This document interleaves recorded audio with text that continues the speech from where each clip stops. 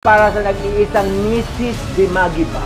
Saan na natin kainin? Hoy, tigilan mo. Di mo nakita, get well soon. May nagpapagaling, hindi nagmamagaling na kagaya mo dahil. Pinalo ko lang si Marites. Kapag nakita ka, asawa niyang pulis, magiging wanted ka na naman. Sana nga wala kang tinatago sa akin. Dahil ba to sa nalaman mo tungkol kay Tanggol? Kay Ramon Montenegro. Kanina sa ospital, parang nakita ko yun.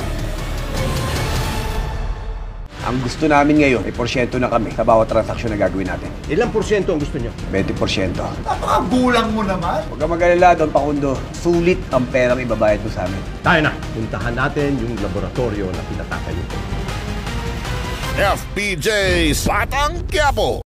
Happy birthday. Cheers, everybody!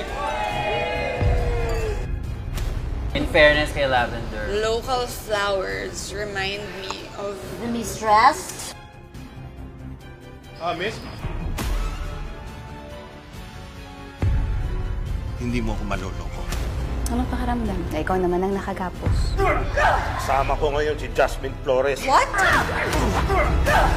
Lavender Fields. 8:45 p.m. Ngayong Huwebes. Pabababayin si Eliazar at ikaw ang ipepwesto bilang vice. Warrant of arrest for multiple corruption charges. I knew it. Wala nang aaksayahin na panahon. Nandito ako para tulungan kayo. Ilalayo ko kayo sa gulo, sa panganib. Magsabihin mo para sa ikabubuti ng anak mong kriminal na ayaw mong managot. Tama na ang taguan.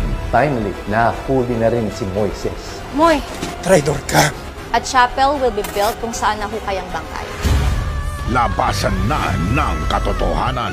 Isa lang ang paraan para matapos ang lahat ng ito. Sino pong panganay niyo? Kapatid tayo, ha? Kapatid kita! Pamilya Sagrado. 9:30 p.m. nagsiselos ka ba sa akin? Ayan! Nagselos ako nun. May pag-asa ba si JM? Ngayong gabi. Para sa inyong ikawalong weekly task, The Two Towers, Gagawa ang bawat grupo ng tig-isang tower mula sa paper cups nang hindi ginagamit ang mga kamay. Pili ba dito papasok kung pwede natin sirain ang kapila? Pinoy Big Brother Gen 11.